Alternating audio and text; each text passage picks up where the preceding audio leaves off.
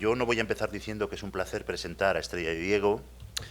porque no quiero desmerecer el placer que me causa presentar a todos los demás.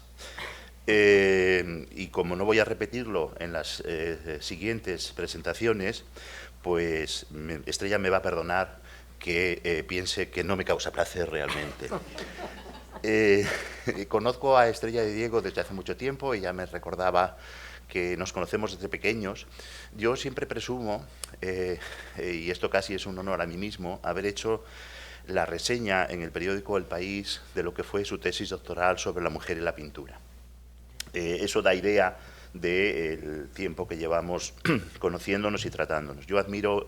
muy especialmente a Estrella. No es necesario dar detalles sobre su extenso currículum. Es ensayista, catedrática de Historia del Arte de la Universidad Complutense de Madrid, académica de número de la Academia de San Fernando, ha ocupado diversas cátedras en universidades del extranjero, es una de las grandes especialistas en temas de género, pero no solo de género, sino en general del mundo del arte contemporáneo y en general de la historia del arte en España. Yo creo que es una de las grandes personalidades de la historia del arte, más allá incluso de nuestras fronteras. Me voy a detener ahí para dejarla que intervenga con su En Negro, ¿no?, que es el título que nos ha ofrecido y que estoy seguro de que está lleno de matices y de sugerencias. Así que cuando quieras, Estrella, y muchísimas gracias por el esfuerzo de haber venido. Muy bien, muchas gracias, Carlos, y naturalmente voy a hacer extensivas. Mira, ponte tu mascarilla si quieres, porque me voy a quitar yo la mía. Bueno, esto estaréis con las mascarillas. Siento mucho, primero, la voz que tengo y si me da un ataque de tos, pero esos agradecimientos subrayados es porque estoy con una bronquitis, pero la sola idea de dejar a la gente colgada, como yo organizo cosas y sé lo que es que de repente no lleguen los ponentes, pues he decidido que iba, bueno, pero vamos a ver lo que dura la voz. Bueno, y lo que dura la tos. Doy las gracias, empiezo dando las gracias a Carlos, que es nuestro fulgurante comisario, amigo, historiador. Me ha encantado lo que estabas diciendo, y quiero dar naturalmente las gracias a Carlos siempre por contar conmigo en tantos proyectos excitantes. Este sin duda es uno de ellos, y sobre todo porque Carlos tiene también yo sí voy a decir que es un honor estar aquí sentada contigo y un placer, y sobre todo porque tiene siempre la capacidad de dar la vuelta a las cosas, y creo que es lo que ha hecho en esta ocasión con Sorolla. Y naturalmente muchísimas gracias, subdirectora, director, muchas gracias por la invitación también, y naturalmente muchas gracias a la Fundación por acogernos en estas jornadas. Entonces, después de los agradecimientos, y naturalmente agradecimientos a todos ustedes que nos acompañan y a las personas que nos estén escuchando por streaming, cuando Carlos me invita a que repiense El Negro y a Sorolla en negro, la verdad es que me pareció muy excitante. O sea, yo me doy cuenta, el otro día me estaba dando cuenta que voy siempre entrando a Sorolla como por puertas de atrás, ¿no? Género, negro, pero yo que, la verdad, quiero decir que yo no soy una experta en Sorolla, evidentemente, pero que sin embargo creo que es un artista que necesita continuamente de revisiones, porque es un artista que realmente cuenta muchas cosas distintas a las que habitualmente se dicen de él. O sea, es un artista que, entre otras cosas, trabajaba mucho con foto, como Mari Santos sabe muy bien, y con postales, a veces también, como se ve muy bien en las composiciones de la Hispanic Society. Bueno, la idea es que creemos que sabemos todo de Sorolla y siempre queda algo más que no sabíamos de Sorolla, y creo que en ese caso esta exposición realmente es epitómica. Pero bueno, permítanme que yo empiece esta mañana con estos negros que hay en la historia del arte. Cuando de repente yo me puse, después de la invitación de Carlos, a repensar los negros, pues me di cuenta de cuántos negros hay en la historia de la pintura. Simplemente por dándose una vuelta por el Museo del Prado, empiezan a aparecer muchísimos negros que en muchos casos sirven para contrastar otras partes blancas. O sea, el negro muchas veces se usa, sobre todo en el siglo XIX, para contrastar esas partes blancas, que en este caso concreto son las manos desnudas, sin guantes, un poco rompiendo la etiqueta, no rompiendo la etiqueta. Carlos, igual te quieres bajar para ver las imágenes. bueno, las puedes ver aquí un poco, vale. Porque estas cosas del protocolo, luego la persona que presenta está siempre intentando ver lo que hay y no hay. Bueno, en este caso me imagino que todos, muchos de vosotros, vosotras, ustedes habrán reconocido que es la Marquesa de Leganés, que es uno de mis cuadros favoritos del Museo del Prado, que observa el mundo casi lánguida para ser una mujer no contemporánea, pero creo que el gesto de esta mujer es extraordinariamente contemporáneo, que se desdibuja, como digo, lánguida, no se dibuja, se desdibuja lánguida en su sillón desdibujado a la vez, y es en realidad un lugar en el mundo con una mirada perdida de otro tiempo, de otro espacio. Polixena Spínola era hija del gran Ambrosio, comandante, guerrero, hombre poderoso, hijo de una poderosa familia de banqueros genoveses, que se había casado con otro hombre que era muy poderoso, tan poderoso, de la corte de Olivares, y que había llevado a la boda la dote fastuosa de 200.000 ducados. ¿Por qué les cuento todo esto? Bueno, porque era un personaje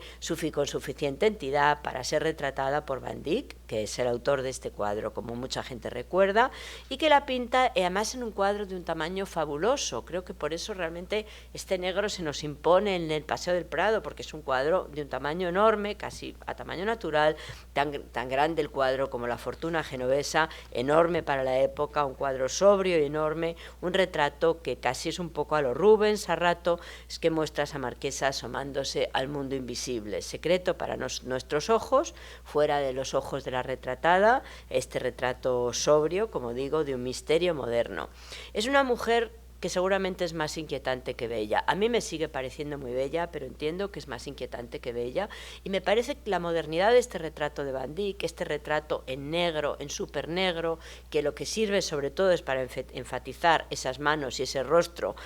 a la moda, un rostro pálido a la moda, habla precisamente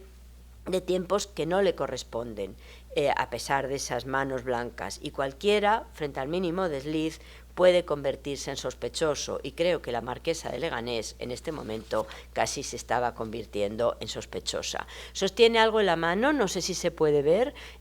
una mano, como digo, muy blanca, sobre todo comparada con la oscuridad del lienzo, porque lo que voy a hablar y lo que creo que queda claro en Sorolla no solamente son las texturas de los negros, que me parece que es algo que se nos olvida muchas veces en la pintura, pero que es muy importante, el negro como un color además que se exporta de América, o sea, a veces eso se nos olvida, no solamente el rojo y la cochinilla se exporta de América, sino también ciertos negros, y que realmente era un color muy caro. Incluso en el siglo XIX, que se empieza, digamos, a popularizar, era a veces un color muy caro, y desde luego no todo el mundo podía llevar un luto en un momento dado. O sea, el negro, las telas negras tenían un tinte que era muy caro. Como digo, observamos fascinados a esta marquesa en la sala del museo, tratando de descifrar su secreto último, y como digo, sostiene algo que parece que es un guante, un pañuelo. Yo me decantaría por un guante, aunque en realidad quizás no es tampoco ni tan importante saber qué sostiene, porque ambas prendas están seguramente definiendo una moda muy a la moda, valga la redundancia, en ese momento. De hecho,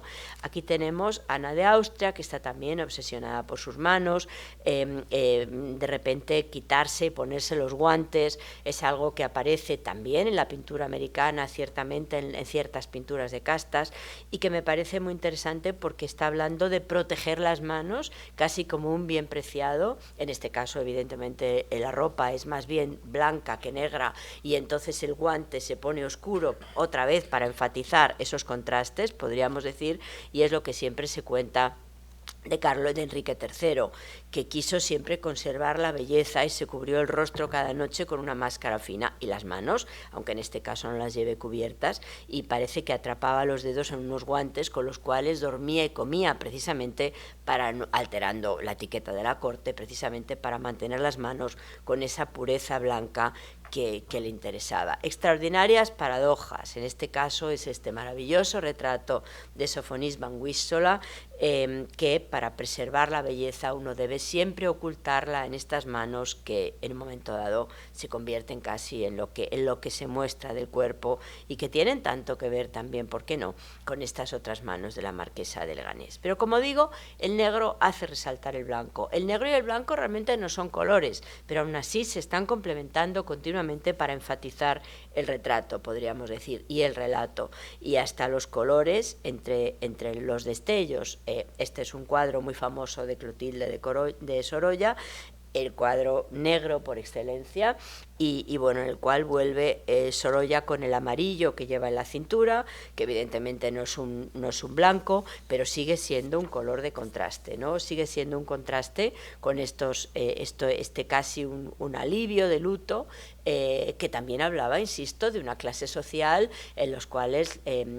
las telas teñidas de luto eran también telas de una enorme, digamos, riqueza, por decirlo de alguna manera. Los colores siempre se definen por contrastes. Yo he traído aquí este blanco sobre blanco de Malevich, este cuadro de 2 tonos de blanco. La verdad es que en nuestra cultura no es tampoco tan sensible para las tonalidades, ni los blancos ni los negros, nos parecen, siempre decimos negro, blanco. Hay otras culturas, por ejemplo los inuit, que los colores blancos los saben distinguir al dedillo, y aquí en realidad es un blanco sobre blanco, que yo diría que es un blanco azulado sobre otro blanco roto. Es esa idea casi de Richter, del artista contemporáneo, que está jugando con los icebergs en una obra de 1985 en que los blancos se convierten en azules, ¿no? Los blancos se tiñen siempre para jugar a los contrastes, que es lo mismo que ocurre en todas las obras, digamos, que están hablando de esos colores. Buscar con los ojos un horizonte imposible, que eso es algo que vamos a ver que también aparece muy a menudo en Sorolla, que se pierde y que engaña, y que a su vez juega, digamos, con las tonalidades de los colores, como algunos de los paisajes que están en la exposición, que también ha comisariado o curado, como prefiráis decir, Carlos, en el Museo Sorolla. Sorolla, evidentemente, juega también con los blancos. Antes estaba diciendo la subdirectora cómo está continuamente, estamos continuamente renegociando a ese Sorolla mediterráneo, a ese Sorolla de mares blancos, etcétera, con este otro Sorolla, que es un Sorolla probablemente mucho más moderno, mucho más a la moda, o a otra moda por lo menos distinta, y que habla más que de colores, ¿no? Que se mezclan de alguna manera, colores que se mezclan y que se convierten en gradación, también, no solamente en contraste. Esto me parece que estas 2 muestras de Sorolla dejan muy claras esas 2 líneas que yo francamente he descubierto en la exposición. O sea, nunca se me había ocurrido pensar tanto en Sorolla en negro, y que este paisaje, que si yo no me estoy equivocando lo teníais, Carlos, en la expo, ¿verdad? Y que ahí es donde antes ponía Richter, que era la línea del horizonte que de alguna manera se pierde, y un día gris en la playa de Valencia. Nadie esperaría un día gris en la playa de Valencia. Si tenemos que pensar en un día en la playa de Valencia, pensamos siempre en un día soleado donde hay una raya blanca, por eso hablaba de Richter, ¿no? Casi esa ola que está dividiendo el cielo de la tierra, el mar del mar, gamas grisáceas, azul, verde, malva. Sorolla regresa siempre a los contrastes. En este caso concreto es el gris roto, que se recupera en los vestidos de las mujeres de su familia, fundamentalmente de su mujer. El gris es el color de alivio, siempre es el color de alivio, no es blanco ni negro, pero aquí, si os fijáis, vuelve otra vez a utilizar un cinturón para poner, digamos, ese contraste que le interesa tanto cuando está trabajando sobre tonos más oscuros. La verdad es que me parece que la historia de la moda me parece cada vez más que nos está dando siempre muchas pistas sobre la propia historia de la pintura. O sea, yo quiero decir que a veces a los historiadores se nos pasa un poco desapercibida esa historia de la moda, y ahí realmente hay muchas cuestiones que podemos retomar y que podemos repensar. Como digo, el gris es el color del alivio, cuando el luto se empeña en escaparse, y para los romanos, cuando antes decía el tinte negro era muy caro, sobre todo hasta que se importa de América e incluso más tarde, y el color del duelo también para hablar de las cenizas. Las cenizas son grises, y entonces era por eso este color del duelo. Así que de alguna forma el gris también como preludio del negro, un negro a punto de ser azul en muchos casos, rodeado de noche, se hunde y ya no lo ves, dice el pintor Broto, en un texto que se llama Algunos colores, donde habla de todos esos colores que él utiliza, el pintor contemporáneo. Pero bueno, a Sorolla siempre, como antes decía, le preferimos recordar como blanco sobre blanco, aunque, como antes decía yo también, se nuble con frecuencia.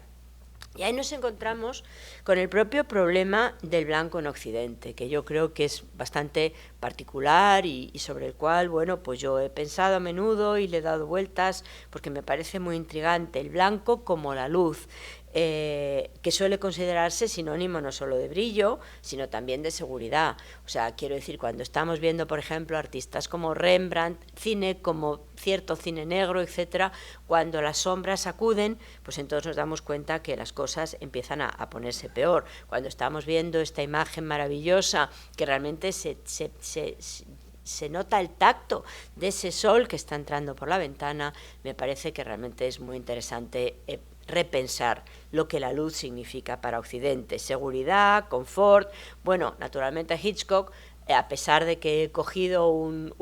fragmento de Los pájaros, que es esta película maravillosa de Hitchcock que todos vosotros recordáis, he cogido una especie de fragmento del atardecer, casi un cielo oscuro, que me recuerda mucho al cielo de esa playa valenciana un día nublado, pero bueno, Hitchcock lo hace continuamente el juego inverso. Cuando pensamos que algo terrible va a pasar, es cuando no pasa. O sea, siempre pasa cuando hay luz, pero digamos que Occidente, desde la Biblia, realmente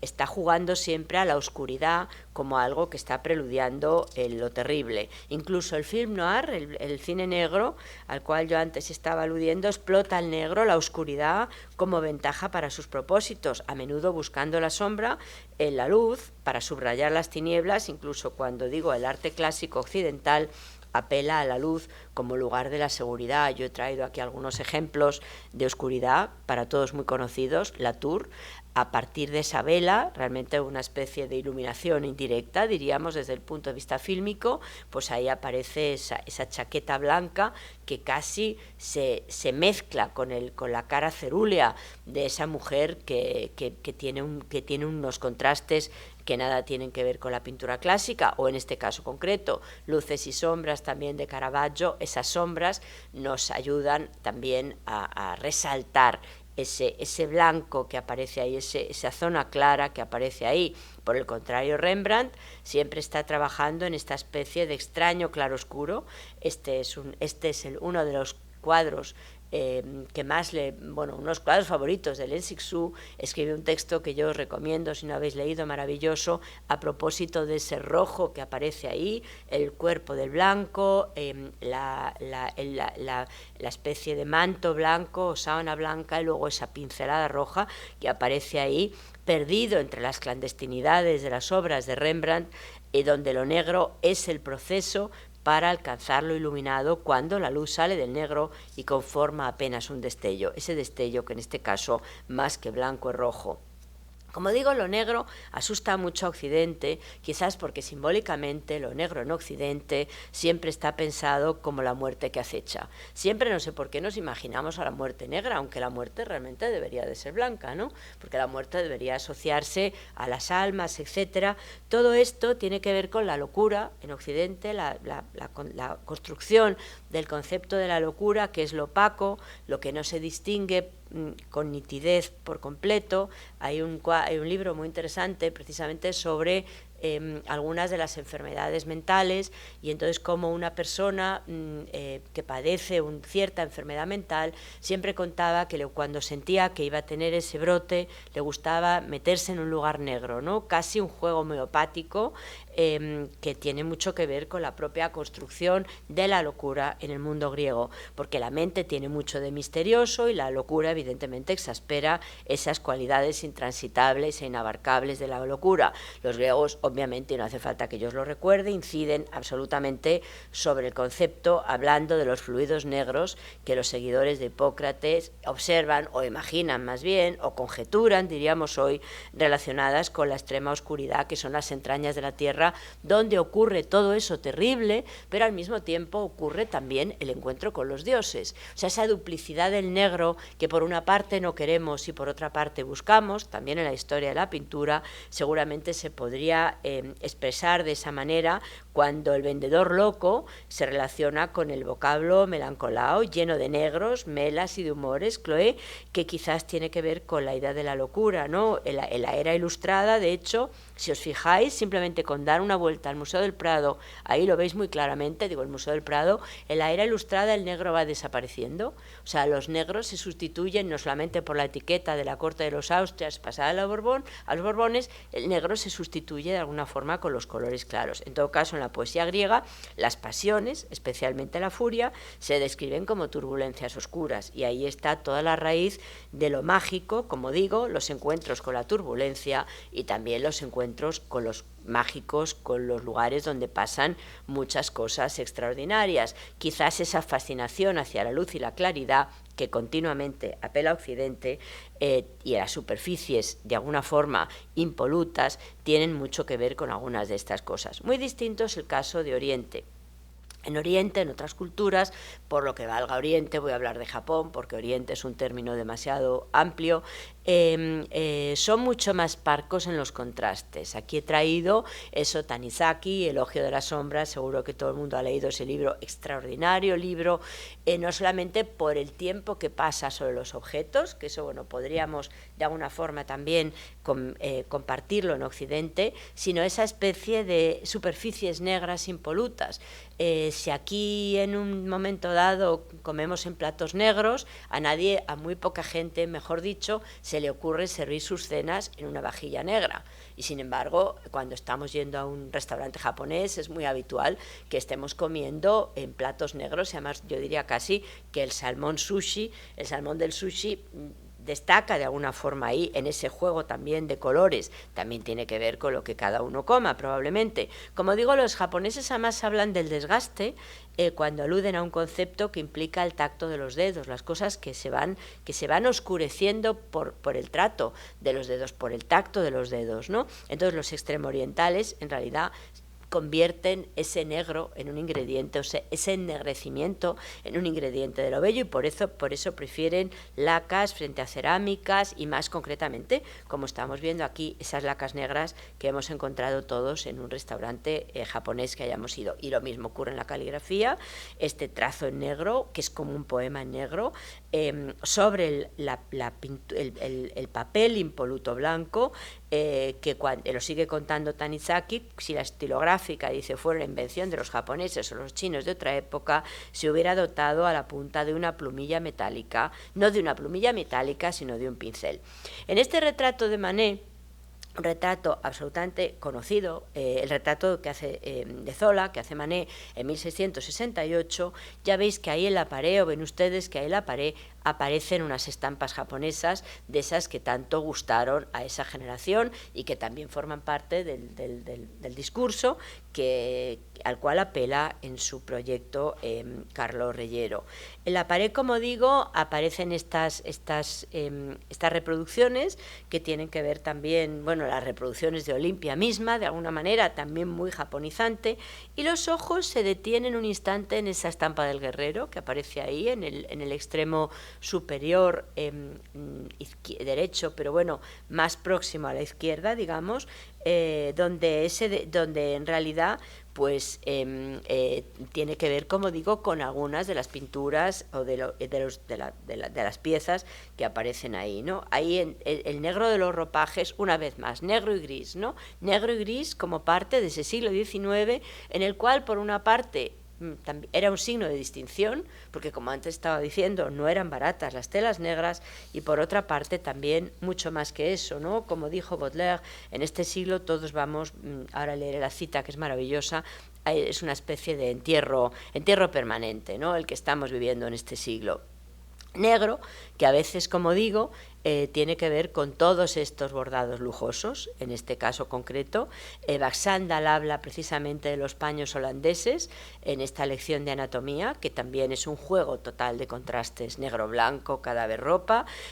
Habla Baxandal en ese libro del Renacimiento, que yo no sé qué piensas tú, Carlos, pero me parece que es un libro que pasan los años y cuanto más lo leo, más inteligente me parece, que cambian o que cambiaban, digamos, una suerte, o que combinaban una suerte de despilfarro camuflado. O sea, parece que es ropa muy sencilla, negra, pero esos paños realmente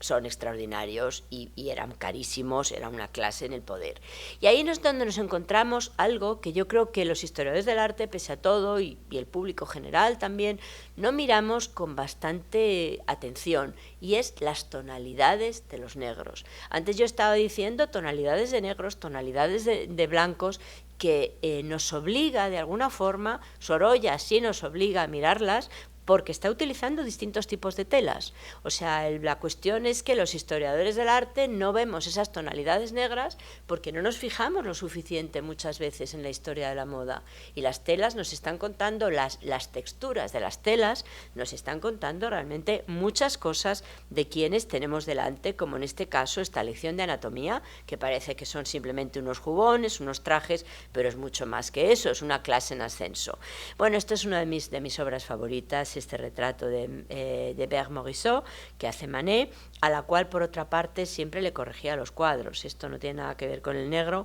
pero a mí me parece muy interesante. Decía, no, esto no está bien pintado. Entonces le corregía a la cuñada de los cuadros y ella cuenta en unas cartas a su hermana lo nerviosa que la ponía. En este caso está con un abanico, pero ya veis que no es que yo los esté buscando así para que mis teorías se subrayen, sino porque realmente aquí volvemos a jugar con la misma idea, ¿no? Esas manos, esas medias blancas con esos escarpines claros, un abanico en la cara, pero podría haber sido o cualquier otra cosa, unos guantes, y ahí si nos fijamos hay unas texturas y luego el brazo lleva una textura más fina, que a lo mejor es un encaje, es un tul, es una tela más transparente, envuelta en gasas, y la pintora, como digo, se cubre el rostro con el abanico negro, dejando entrever apenas las rendijas por las varillas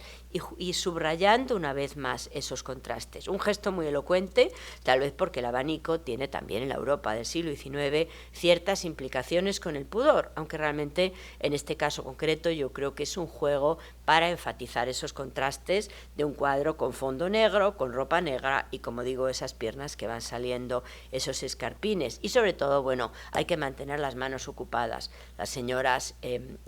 lo sabían bien en ese momento. Y de negro azabache también esta otra imagen de Degas, en este caso de otra pintora americana que trabaja mucho en París. Estoy hablando de Mary Cassatt. En este caso Mary Cassatt, que está visitando el Louvre con una amiga, y en la mano, otra vez el contraste, llevan de repente algo que nos imaginamos que es una guía Bedecker o algo parecido, las señoras juntas, las amigas, visitando un museo, que es algo también de una extraordinaria modernidad, sin lugar a dudas, y bueno, esta visita al Louvre en el que esta ropa oscura de repente define a estas señoras, y otra vez lo blanco en una manga, lo blanco en esta guía, el juego de que lo negro es también un lugar a la moda, podríamos decir, ¿no? Es un lugar tan a la moda que en este retrato de Edouard Manet, de Fantin-Latour, casi es que sí, es un hombre vestido casi para un entierro, ¿no? Con esta chistera, con estos trajes, todos celebramos algún entierro, estaba diciendo Baudelaire, casi como una broma, como antes les decía, ¿no? En realidad, siempre las mujeres están ahí celebrando algún entierro. Este es el cuadro de Gisbert, maravilloso, donde, bueno, no se está celebrando un entierro, pero en fin, casi, digamos, ¿no? Y por eso, como digo, esa célebre frase de Baudelaire, cuando en un momento determinado, en el Salón de 1846, en el capítulo que se ocupa precisamente del heroísmo de la vida moderna, que no es ninguna tontería, define el color como el color del siglo XIX, y así es. O sea, no es que yo esté buscando estos grises y negros como los colores del siglo XIX, sino que realmente pues son los colores del siglo XIX. Como digo,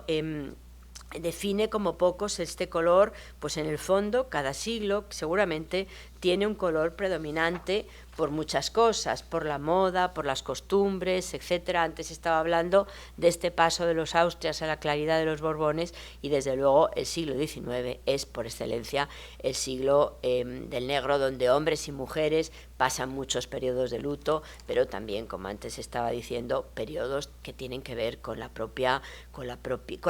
moda, ¿no? Con la propia moda y la propia clase que en un momento determinado puede comprarse esas ropas con un buen tinte negro, porque una cuestión que también era muy habitual es que ciertos tintes negros desteñían. O sea, realmente estamos hablando de algo que casi pasa hoy en día. A veces nos compramos la ropa de una marca que no decimos cuál es, pero en fin, una low cost, no vamos a decir que luego nos digan que estamos haciendo contraprogramación, pero bueno, y metemos la cosa en agua y luego la cosa se convierte en un color X. Entonces, si sigue pasando ahora, os podéis imaginar cuando las técnicas no eran tan sofisticadas. Cito a Baudelaire, que no puedo remediarlo en este salón. Y sin embargo, ¿acaso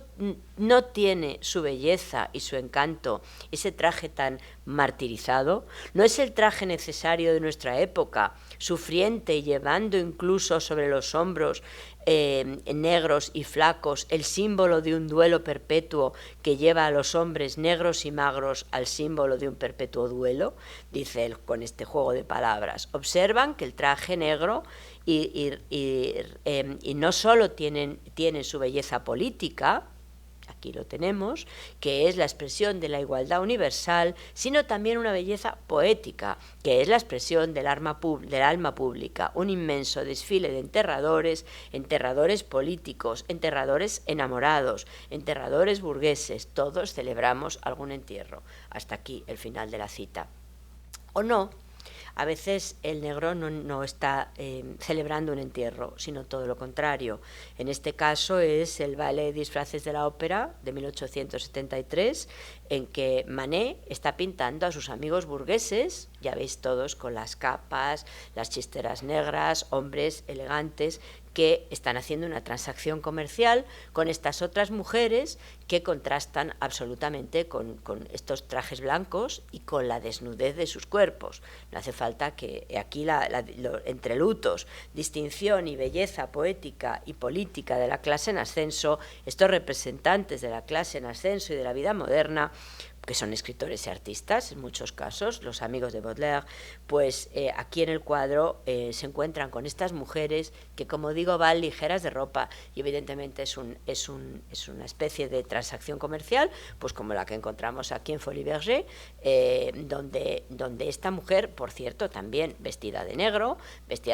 con el juego de contrastes, pues está claro que ahí aparece un burgués con una chistera y que le está proponiendo, pues quizás proposiciones no del todo honestas, y yo creo que esto es importante porque, como dice Linda Nochlin, se le cortan las piernas a la mujer, no tiene dónde ir, no puede marcharse de ahí. Eso mismo ocurre aquí, tampoco estas mujeres se pueden ir de ahí, ¿no? No solo las chisteras o la falta de chisteras, más bien en el caso de las mujeres, los hombres van todos uniformados, como veis. Bueno, este fue un cuadro, por cierto, muy controvertido, parece que porque ya veis que ahí abajo aparece una pierna cortada, arriba, perdonadme, que está bajando con un escarpín, una media blanca, etcétera, etcétera, que son las que las mujeres llevaban, que son las que llevaba también Marie Cassatt, Berthe Morisot en el retrato que le estaba haciendo su cuñado Manet. Pero yo creo que el retrato realmente fue un retrato excluido de los salones, criticados, pues porque estaba hablando de algo que nadie quería escuchar, ¿no? Estaba hablando de todas esas heroínas de la vida moderna a las cuales vuelve muy a menudo también Sorolla, probando efectivamente la modernidad del pintor más allá de los paisajes, más allá de la reflexión sobre lo mediterráneo, frente a los burgueses elegantes. Pues ahí están esas mujeres que evidentemente podemos imaginar que son mujeres de la clase trabajadora, esas que tan a menudo pinta Sorolla en sus cuadros y que son a su manera heroínas de la vida moderna, disponibles y a trozos, es verdad, pero heroínas de la vida moderna, que son incapaces de echar a correr, que no pueden echar a correr como la camarera del Folies Bergère, podríamos decir, ¿no? Como esta camarera que está atrapada y que están todas un poco pues como al borde de la caída, por utilizar el artículo de esas mujeres caídas que son tan populares en el siglo XIX en España y fuera de España, igual que esas mujeres vestidas de negro que no se han empezado aún a quitar la ropa, la veis ahí en primer término, con un antifaz, que no se han empezado aún a caer la ropa, cuando el negro de la mujer también va a dejar paso al blanco, los colores de los mantones, otra vez la textura de la ropa de las mujeres, que aspiran a cubrir la intimidad que va a ser puesta al desnudo. Las mujeres honestas no deben andar solas por la ciudad y mucho menos encontrarse con todos estos caballeros en esta situación incómoda para ellas. De hecho, este cuadro maravilloso de Mary Cassatt, en este caso, es una mujer que está en la ópera, vestida de negro, otra vez las manos, otra vez los guantes, otra vez el abanico, los binoculares, y que además es un cuadro extraordinario desde el punto de vista de la construcción del espacio, si lo veis en un momento dado, porque realmente ella está,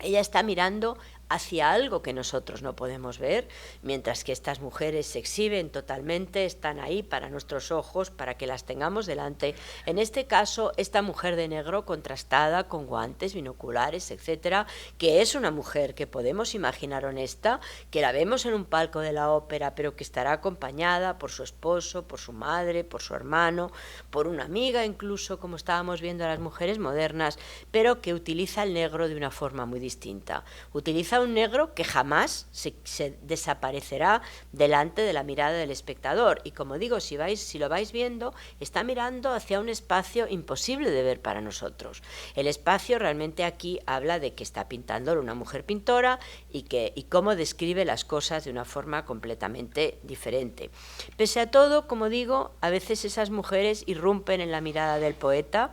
cuando de repente las flores del mal, esas mujeres de negro, que eran muy habituales evidentemente en el París y probablemente también en el Madrid del momento. Bueno, tiene un Pinazo, una obra de una mujer en negro paseando sola, que no la he traído porque hoy era el día de Sorolla y no de Pinazo, pero bueno, muchos la conoceréis. Y entonces en un momento dado estas mujeres, como digo, llaman la atención del poeta, llaman la atención de Baudelaire en ese color por excelencia, y entonces dice: alta, delgada, enlutada, dolor majestuoso, una mujer pasó. Se le pasa inevitable, se le escapa inevitable, y dice: la belleza que fascina y el placer que mata. Luego la noche. Eso es lo que dice Benjamin, amor a última vista. Lo escribe precisamente en A una transeúnte, y eso nos da idea de esas mujeres enlutadas, como él dice, enlutadas, que eran realmente tan importantes dentro de la escenografía de la ciudad. Casi un juego fotográfico, podríamos decir, en blanco y negro, que se hace imprescindible en eso que podríamos llamar el ritual escópico de las ciudades, que están habitadas en el XIX por enlutados y enlutadas,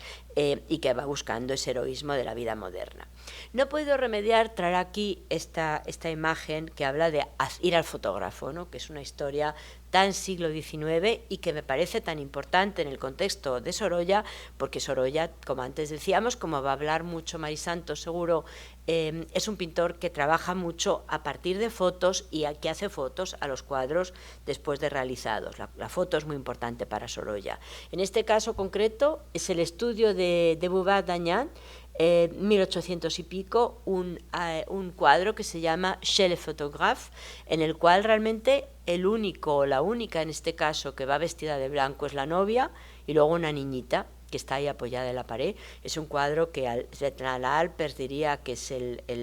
la especie de, no sé, de el que mira, la mirada supina, ¿no?, el que mira al que mira, y que me parece pues que probablemente ni siquiera para una boda nadie se quitaría el luto. Ellos y ellas van vestidas de luto, otra vez con esos destellos que realmente están llamando mucho la atención, porque el negro, pues realmente chez le photographe tampoco era evitable, exactamente igual que la propia Cassatt y sus amigas, vestidos con este traje negro irisado. Creo que aquí no se va a poder ver la textura, como antes decía, mirando las pinturas del Louvre, que estas sí son de colores, es el contraste, y que yo creo que es casi especie de caligrafía japonesa, ¿no? Esas irisaciones se conviertan casi en una especie de irisación japonesa, y me parece muy interesante que estas mujeres liberadas, que van solas al Louvre, vayan vestidas de negro, casi como la nueva elegancia de chisteras y levitas, política y poética, como decía Théophile Gautier en La moda de 1958, pocos años después del Salón del 46, pues que realmente los contemporáneos echaban la culpa de la falta de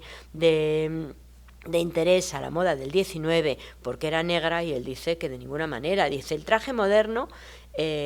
puede ser igualmente interesante y no es lo que impide hacer obras maestras. Les parece que es culpa de las ropas negras, los abrigos, las crinolinas, que no sean unos Tizianos, unos Van Dyck y unos Velázquez. Es importante porque él está hablando de problemas que se achacan al siglo XIX, como sabe muy bien mi amigo Carlos y yo misma, pues en el XIX un autor dijo: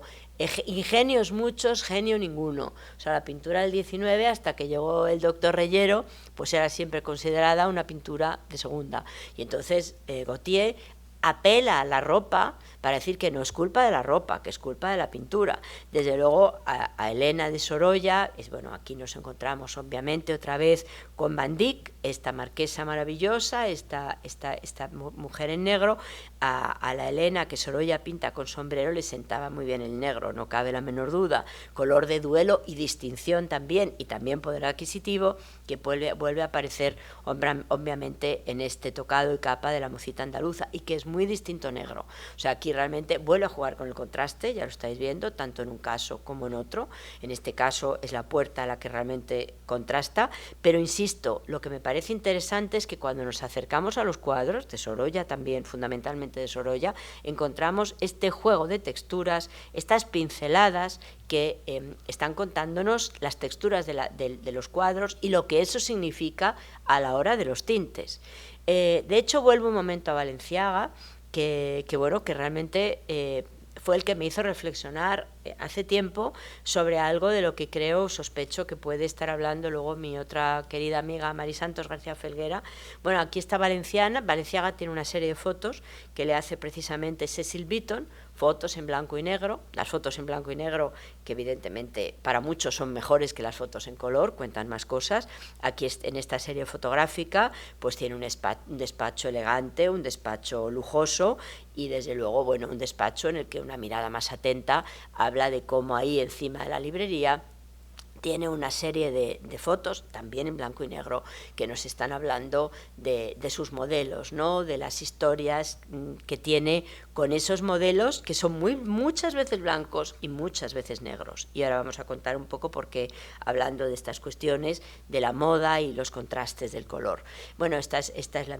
parte de la misma serie. O sea, Cecil Beaton le hace una serie de fotos en su despacho y aquí esta se ve mejor porque es un poco más contrastada y aparecen unas revistas donde ahí aparecen sus modelos, aparece su mesa, que a mí me recuerda siempre mucho a la mesa de Freud, cuando tiene esas estatuillas. Entonces, bueno, en este caso concreto se ha sentado en otro lugar, pero sigue siendo siempre una mirada, digamos, la mirada del artista clásico, del diseñador clásico, que desde luego poco tiene que ver con Yves Saint Laurent, en este cuadro en esta foto también de partida de blanco y negro en su despacho, que de repente está hablándonos de algo que es un diseñador mucho más moderno, que va a utilizar mucho el color, etcétera, etcétera. Bueno, esta no he podido no traerosla porque está aquí con sus fastuosas colecciones. Ya sabéis que Yves Saint Laurent, entre otras cosas, era un fastuoso diseñador, y en este caso concreto, bueno, con este retrato que le hizo Andy Warhol. Y vuelvo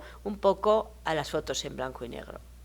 Y además, curiosamente, yo que soy hábil, lo justo, no encontraba fotos en internet, fotos de grandes maestros en blanco y negro. O sea, ya no hay fotos en blanco y negro en internet. Y eso me parece, sin duda alguna, muy interesante. Bueno, fotos en blanco y negro que no fueran de partida en blanco y negro, digamos, ¿no? Yo intentaba buscar pues Murillo, y no había fotos en blanco y negro. Me costó mucho encontrar estas fotos en blanco y negro. Bueno, ¿qué nos enseñan las fotos en blanco y negro? También para entender los matices de la ropa, que creo que eso es muy importante, y en el caso de Sorolla me parece absolutamente fundamental. Bueno, pues hay que remontarse a los primeros años de Sorolla, cuando Sorolla era un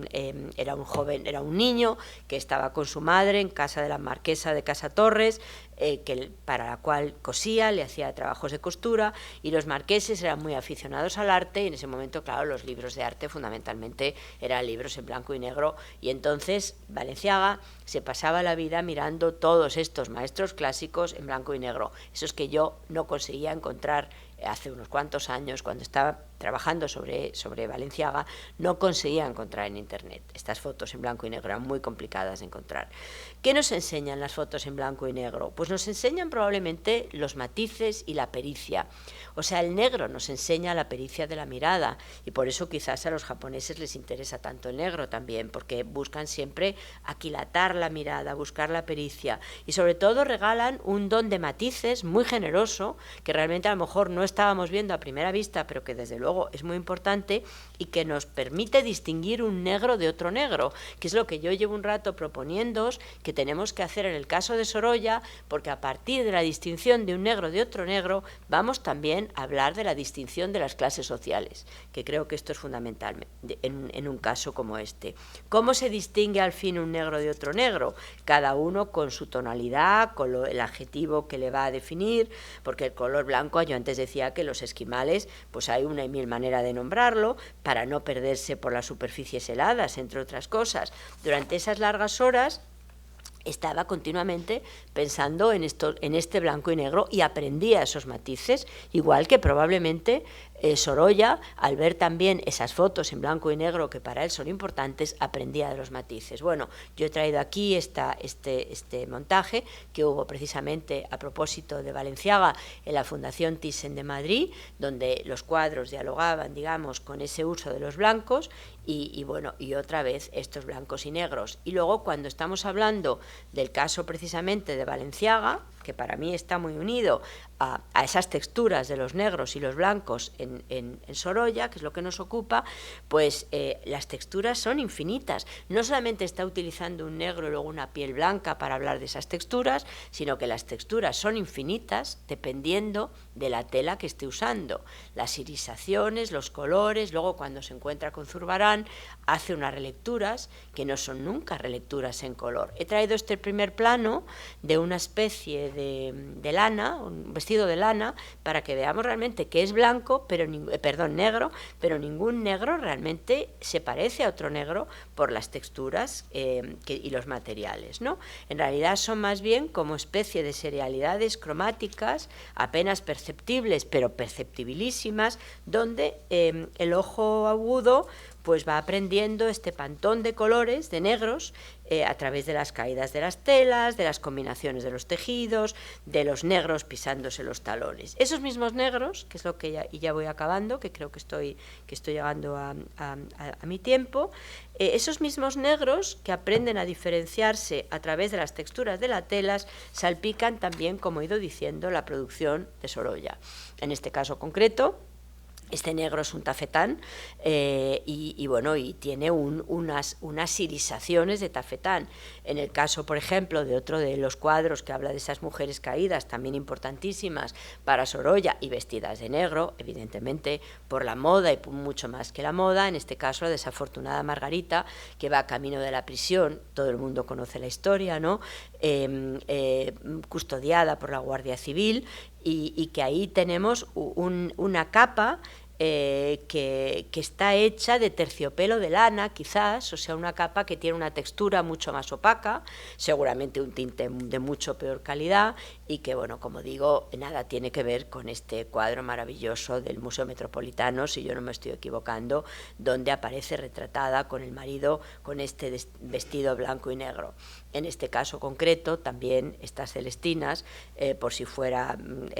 poco lo que encontramos con Margarita, pues ahí nos encontramos este juego de la Celestina vestida con esa capa que desteñiría, igual que esa ropa barata que nos estamos comprando con ese mantón que veíamos antes en el caso de la otra mujer, y aquí contrastando con estas mujeres que, aunque llevan una capa, también son mujeres que podemos imaginar que son como las del Folies Bergère. Esta mujer vuelve a intentar vestirse de negro, aunque sea un negro de alivio, pero estas mujeres van en realidad a buscar su destino, que no es desde luego un vestido muy halagüeño. Margaritas, celestinas, mujeres que viajan en tercera clase con sus pupilas aún sumergidas en los colores que hubieran llevado antes, ¿no? Cuando la vida apremia, y que desde luego nada tiene que ver con esos lutos que lleva la Celestina, que son lutos de alguna manera de disimulo, diría yo casi, ¿no? Esta es una foto del cuadro,